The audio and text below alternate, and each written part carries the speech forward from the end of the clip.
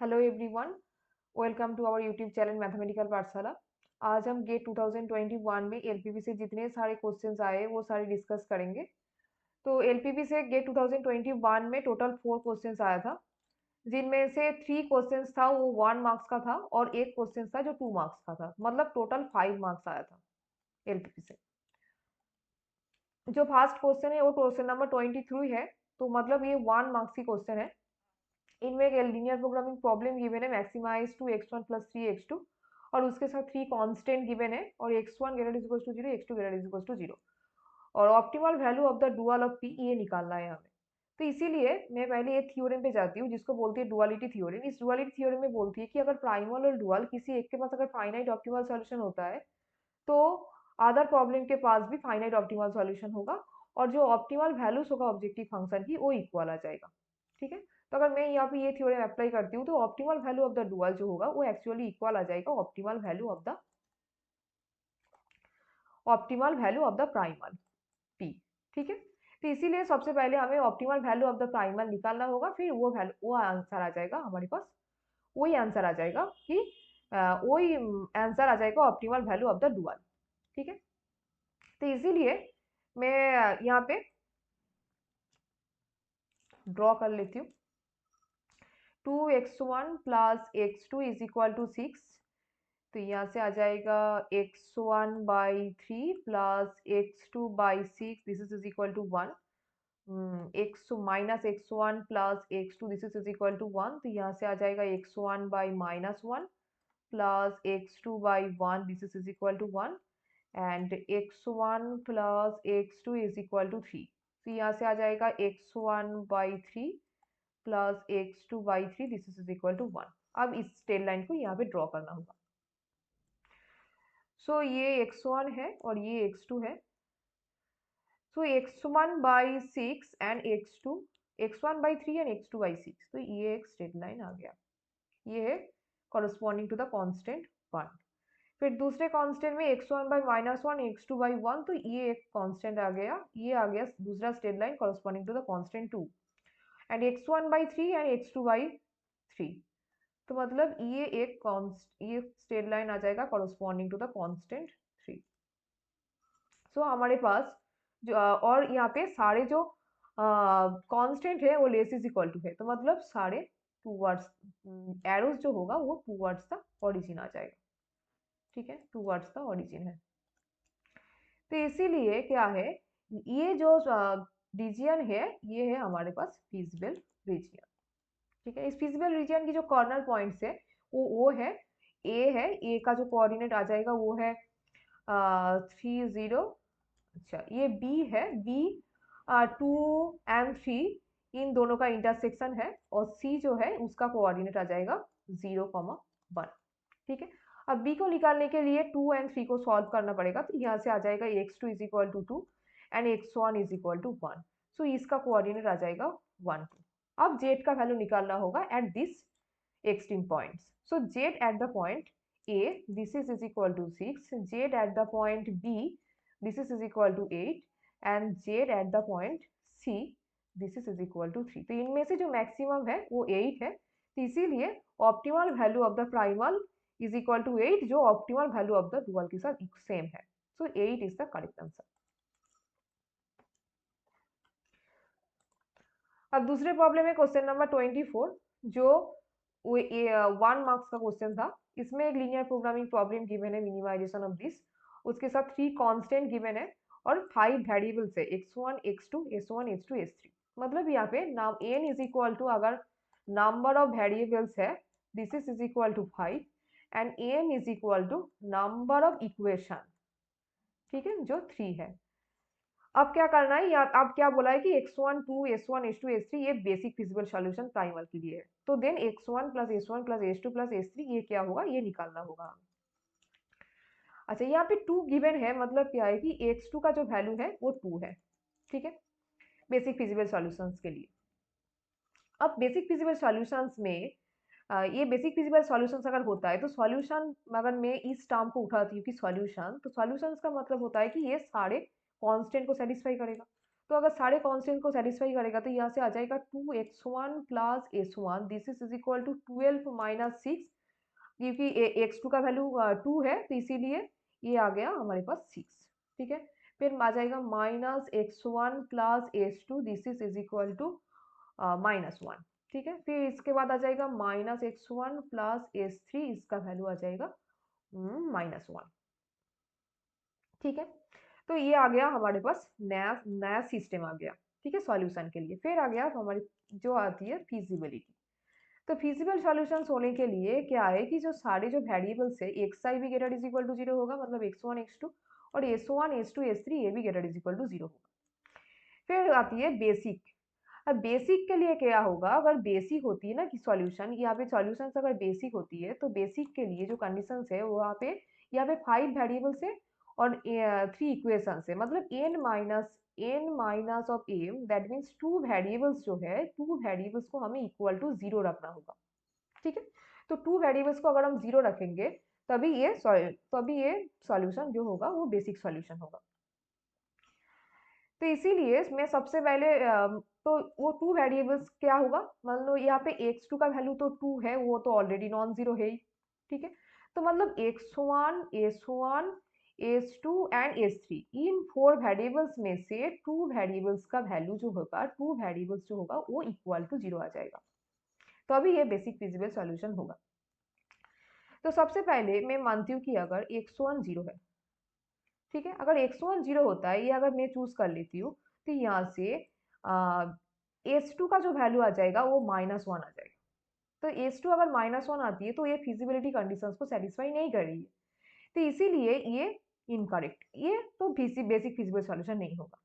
फिर दूसरे कंडीशंस में अगर मैं मानती हूँ कि s1 0 है, तो अगर s1 0 होता है तो x1 की वैल्यू आ गया 3, s1 0 आ गया तो x1 3 आ गया, फिर s2 आ जाएगा 2 एंड s3 भी 2 आ जाएगा। ठीक है, और हमारे पास x2 जो था वो ऑलरेडी नॉन जीरो था, मतलब 4 वेरिएबल्स यहाँ पे 4 वेरिएबल्स की वैल्यू वो नॉट इक्वल टू 0 आ गया, मतलब ये जो सॉल्यूशन है ये तो बेसिक नहीं है। ठीक है, ये बेसिक नहीं है, तो इसीलिए ये भी बेसिक फिजिबल सॉल्यूशन नहीं होगा। तो इसीलिए मैं तीसरे कंडीशंस में मानती हूँ कि s2 0 होगा, तो x1 भी 0 नहीं हुआ, s1 भी 0 नहीं होगा, x1 भी 0 नहीं होगा, तो s2 अगर 0 होता है तो क्या होगा, अगर एक s2 0 होता है तो x1 की वैल्यू 1 आ जाएगा, x1 1 आ जाएगा, x1 1 आ जाएगा, फिर s1 की वैल्यू वो 4 आ जाएगा एंड s3 वो 0 आ गया। ठीक है, और x2 तो हमारे पास ऑलरेडी नॉन जीरो था, s2 ऑलरेडी नॉन जीरो था, तो इसीलिए क्या है, x2 जो था वो ऑलरेडी 2 और नॉन जीरो था, तो 3 वेरिएबल्स जो है x1 s1 और x2, ये 3 वेरिएबल्स नॉन जीरो आ गए और 2 वेरिएबल्स जीरो आ गया, तो मतलब ये क्या हो गया, ये सॉल्यूशन बेसिक फिजिबल सॉल्यूशन हो गया। ठीक है, ये बेसिक फिजिबल सॉल्यूशन हो गया। तो इसीलिए इसी सॉल्यूशंस के लिए x1 की वैल्यू क्या है, x1 की वैल्यू है 1 प्लस s1 की वैल्यू है 4 प्लस s2 का वैल्यू है 0 प्लस s3 का वैल्यू भी 0 है, तो इनको जो साम करेंगे तो ये 5 आंसर आ जाएगा हमारे पास। ठीक है, इसके बाद आती है क्वेश्चन नंबर 32, ये भी 1 मार्क्स की क्वेश्चन है। इनमें लीनियर प्रोग्रामिंग प्रॉब्लम में गिवन है maximisation c1 x1 plus c2 x2, और कांस्टेंट गिवन है 3 कांस्टेंट, सारे वैल्यूज वेरिएबल्स जो है x1 x2 वगैरह इज इक्वल टू 0 है। अच्छा, यहाँ पे एक चीज बोला है उन्होंने कि PQ जो है वो फिजिबल सॉल्यूशन है, और P प्राइमल के लिए feasible solution such that PC1 plus QC2 is equal to 6, मतलब PQ अगर हम इस यहाँ पे इसी ऑब्जेक्टिव फंक्शंस में अगर पुट कर देंगे तो यही आ जाएगा PC1 प्लस QC2। सो मतलब यहाँ पे actually this is ZX at the point PQ, ZX at the point PQ this is equal to 6 बोला है उन्होंने। ठीक है, अब सेकेंड स्टेटमेंट में बोलती है कि all feasible solutions for all feasible solutions x1 x2 और P सेटिस्फाई दिस, मतलब जितने सारे फिजिबल सॉल्यूशंस एग्जिस्ट करेगा प्राइमल के लिए, वो सारे सॉल्यूशंस के लिए जो जेड का वैल्यू होगा, अगर मैं इसको जेड मानती हूँ, तो जेड का जो वैल्यू होगा वो -5 से 12 के बीच में रहेगा। Then which of the following statement is not true, तो जब -5 से जब 12 के बीच में जेड रहेगा तो मतलब क्या है कि यहाँ से जेड जो है वो बाउंडेड है, जेड एक्स बाउंडेड है और मैक्सिमम वैल्यू है क्या जेड एक्स का जो मैक्सिमम वैल्यू है वो 12 है। ठीक है। और यहाँ पे जो प्रॉब्लम था वो मैक्सिमाइजेशन प्रॉब्लम था, तो मैक्सिमाइजेशन ऑफ जेड एक्स ये 12 है। तो इसका मतलब क्या है कि प्राइमल के पास जो है, तो मतलब जेड एक्स का ऑप्टिमल वैल्यू एग्जिस्ट कर रही है यहाँ पे, तो जेड एक्स का ऑप्टिमल वैल्यू एग्जिस्ट कर रही है, तो यहाँ पे हम बोल सकते हैं कि पी के पास जो ऑप्टिमल सॉल्यूशन होगा। ठीक है। तो पी के पास ऑप्टिमल सॉल्यूशन होगा, तो इसीलिए हमारे पास ये ऑप्शन एक है, P has an optimal solution, लेकिन यहाँ पे तो नॉट ट्रू पूछा है, तो इसीलिए ये तो हो गया हमारे पास करेक्ट स्टेटमेंट, ये ऑप्शन ए। तो पी के पास ऑप्टिमल सॉल्यूशन आ गया। अगर यहाँ पे पी के पास अगर ऑप्टिमल सॉल्यूशन आ जाती है, तो हमने अगर यहाँ पे हम बेसिक डुअलिटी थ्योरम जो आती है, ये अगर हम अप्लाई करेंगे कि अगर ऑप्टिमल सॉल्यूशन होता है किसी एक प्रॉब्लम के पास, प्राइमल या फिर डुअल, हमारे पास यहाँ पे हमारे इसी क्वेश्चन में प्राइमल के पास ऑप्टिमल सॉल्यूशन है, तो डुअल के पास एक फिजिबल सॉल्यूशन तो एग्जिस्ट करेगा, जिसके लिए वो ऑब्जेक्टिव फंक्शन की वैल्यू सेम आ जाएगा। ठीक है। तो इसीलिए यहाँ पे प्राइमल के पास जब ऑप्टिमल सॉल्यूशन एग्जिस्ट कर रही है, तो ये इंप्लाई कर रही है कि डुअल के पास, dual has one at least one feasible solution, तो डुअल के पास एक फिजिबल सॉल्यूशन तो होगा ही। तो इसीलिए ये जो ऑप्शन डी है कि dual of P has at least one feasible solution, ये स्टेटमेंट भी करेक्ट स्टेटमेंट है। ठीक है। अब यहाँ पे ऑप्शन सी में क्या बोला है कि y1 y2 y3 feasible solution, अब दो इस फिजिबल सॉल्यूशन तो एग्जिस्ट कर गया, तो यहाँ पे इन फिजिबल सॉल्यूशन में से एक फिजिबल सॉल्यूशन यहाँ पे बोल दिया है कि y1 y2 y3। अच्छा, y1 y2 y3 में 3 वेरिएबल्स क्यों आया, क्योंकि यहाँ पे 3 कांस्टेंट था प्राइमल के पास, तो प्राइमल के पास 3 कांस्टेंट था, इसीलिए डुअल के पास 3 वेरिएबल्स आ गया। अच्छा, y1 y2 y3 ये अगर फिजिबल सॉल्यूशन होता है डुअल के लिए, तो देन ये सेटिस्फाई करेगा, b1 y1 plus b2 y2 plus b3 y3 greater equals to 6 होगा। तो ये इसको चेक करने के लिए सबसे पहले इसका डुअल निकालना होगा, तो इसका डुअल क्या आ जाएगा, डुअल के लिए अच्छा मैक्सिमाइजेशन प्रॉब्लम था, ऑफकोर्स मिनिमाइजेशन आ जाएगा। ठीक है। Minimisation of b1 y1 plus b2 y2 plus b3 y3 subject to b3 y3 subject to constant जो होगा वो हमारे पास जरूरत नहीं है निकालने के लिए, तो ये आ गया हमारे पास। सपोज मैं इसको जेड वाई मानती हूँ, इसको मैं जेड वाई मान लेती हूँ। ठीक है। तो ये आ गया डुअल के लिए ऑब्जेक्टिव फंक्शन। अच्छा, ठीक है। और डुअल के पास ये एक फिजिबल सॉल्यूशन भी है जो y1 y2 y3 है। तो यहाँ पे हम वीक डुअलिटी थ्योरम अप्लाई करेंगे। वीक डुअलिटी थ्योरम क्या बोलती है कि अगर प्राइमल के पास एक फिजिबल सॉल्यूशन हो, तो पी क्यू हमारे पास प्राइमल के पास फिजिबल सॉल्यूशन है, और y1 y2 y3 डुअल के पास फिजिबल सॉल्यूशन है। तो अगर प्राइमल के पास फिजिबल सॉल्यूशन और डुअल के पास फिजिबल सॉल्यूशन और प्राइमल मैक्सिमाइजेशन है, डुअल मिनिमाइजेशन है, तो अगर ऐसे केस में वीक डुअलिटी थ्योरी ये बोलती है कि प्राइमल के लिए जो जेड प्राइमल के लिए जो ऑब्जेक्टिव फंक्शन होगा वो लेस इज इक्वल्स टू आ जाएगा डुअल के लिए object, dual less is equals to dual की ऑब्जेक्टिव फंक्शन से लेस इज इक्वल्स टू हो जाएगा। ऑफ कोर्स यहाँ पे हमें वो फिजिबल सॉल्यूशंस को सेटिस्फाई कराना होगा इसी कंडीशंस में। तो यहाँ से क्या आ जाएगा हमारे पास कि जो PC1 प्लस QC2 ये क्या आ जाएगा, less is equals to B1 Y1 plus B2 Y2 plus B3 Y3। तो ये P1C1 plus QC2, PC1 plus QC2 का वैल्यू तो 6 है, तो इसीलिए यहाँ से आ गया हमारे पास कि B1 Y1 plus B2 Y2 plus B3 Y3 ये गेटर इज इक्वल टू 6 है। ठीक है। इसीलिए ये जो थर्ड ऑप्शन है ये भी करेक्ट स्टेटमेंट है। और ऑप्शन बी में जो है, तो वो क्यों इनकरेक्ट स्टेटमेंट होगा, उसके लिए जो हमें ये देखना पड़ेगा कि यहाँ पे जो हमारे पास जो जेडेक्स था वो बाउंडेड मिल रहा था हमें, मतलब ऑब्जेक्टिव फंक्शन जो था वो बाउंडेड था। तो बी ऑप्शन में बोला है कि फिजिबल रीजियन भी बाउंडेड होगा। ऐसा जरूरी नहीं है कि अगर ऑब्जेक्टिव फंक्शन बाउंडेड होता है तो फिजिबल रीजियन भी बाउंडेड होगा। लीनियर प्रोग्रामिंग प्रॉब्लम में ऐसे बहुत सारे प्रॉब्लम्स है जहाँ पे जेड बाउंडेड, जेड बाउंडेड है, मतलब ऑब्जेक्टिव फंक्शन बाउंडेड है, लेकिन फिजिबल रीजियन वो अनबाउंडेड है। तो ये नॉट नेसेसरी कि जेड बाउंडेड होगा तो फिजिबल रीजियन भी बाउंडेड होगा, ये नॉट नेसेसरी। तो इसीलिए ये जो स्टेटमेंट है ये इनकरेक्ट स्टेटमेंट है। तो हमारे पास जो बी ऑप्शन जो है ये करेक्ट ऑप्शन है। ठीक है। इसके बाद आती है क्वेश्चन नंबर 55। क्वेश्चन नंबर 55, ये क्वेश्चन नंबर 55 2 मार्क्स का क्वेश्चन है। यहाँ पे क्या बोला है कि एक एक्स टिल्डा एक ऑप्टिमल सॉल्यूशन है of the following linear programming problem. तो एक लीनियर प्रोग्रामिंग प्रॉब्लम यहाँ पे है, और अगर वाई टिल्डा ऑप्टिमल सॉल्यूशन होता है डुअल का, तो P plus Q plus R की सम क्या होगा। तो ये क्वेश्चन कॉम्प्लीटली जो थियोरेम के ऊपर बेस्ड है वो है कॉम्प्लीमेंटरी स्लैकनेस थ्योरम।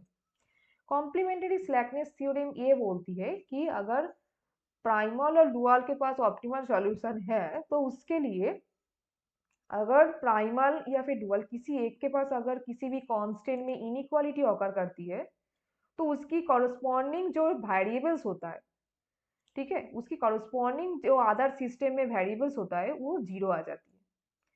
और दूसरे स्टेटमेंट में बोलती है अगर किसी वेरिएबल्स का वैल्यू किसी ऑप्टिमल सॉल्यूशन में अगर किसी वेरिएबल्स का वैल्यू पॉजिटिव आ जाती है ना, प्राइमल या फिर डुअल किसी भी सिस्टम के लिए, तो उसकी कॉरस्पॉन्डिंग जो कांस्टेंट होगा अनदर सिस्टम में वो परफेक्ट इक्वालिटी आ जाएगा। ठीक है, तो हम यही यहाँ पे अप्लाई करेंगे। हमारे पास प्राइमल का ऑप्टिमल सॉल्यूशन गिवन है और हमें डुअल का ऑप्टिमल सॉल्यूशन इसी कॉम्प्लीमेंटरी स्लैकनेस थ्योरम को यूज करके निकालना होगा।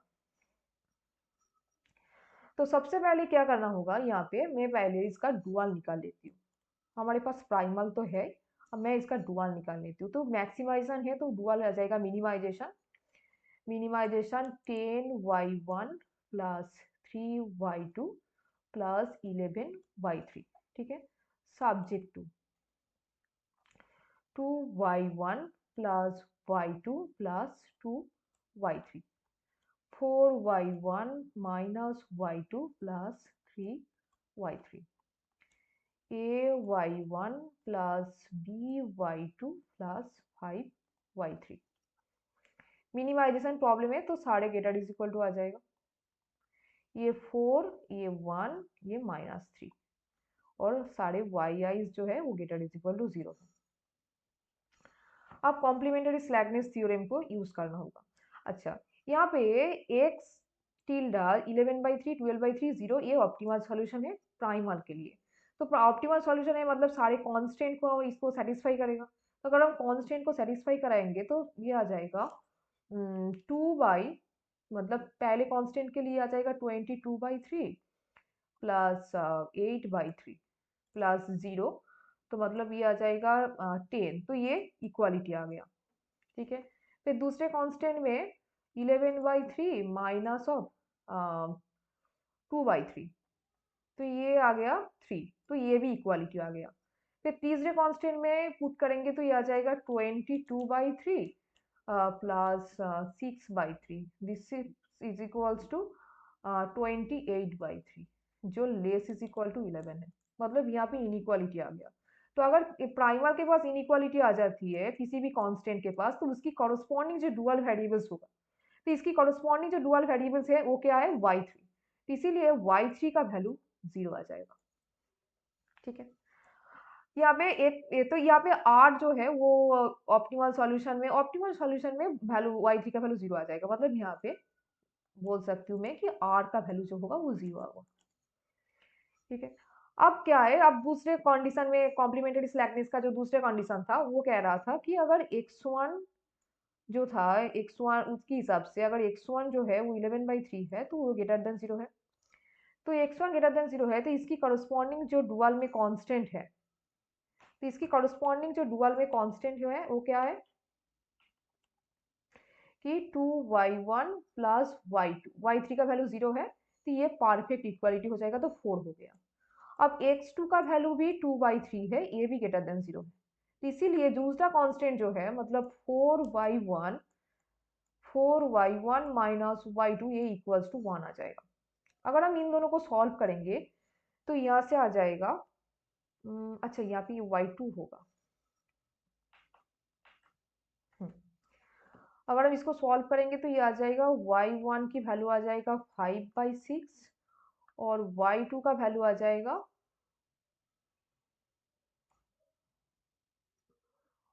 4y1, y2 का वैल्यू आ जाएगा 4y1 माइनस ऑफ 1।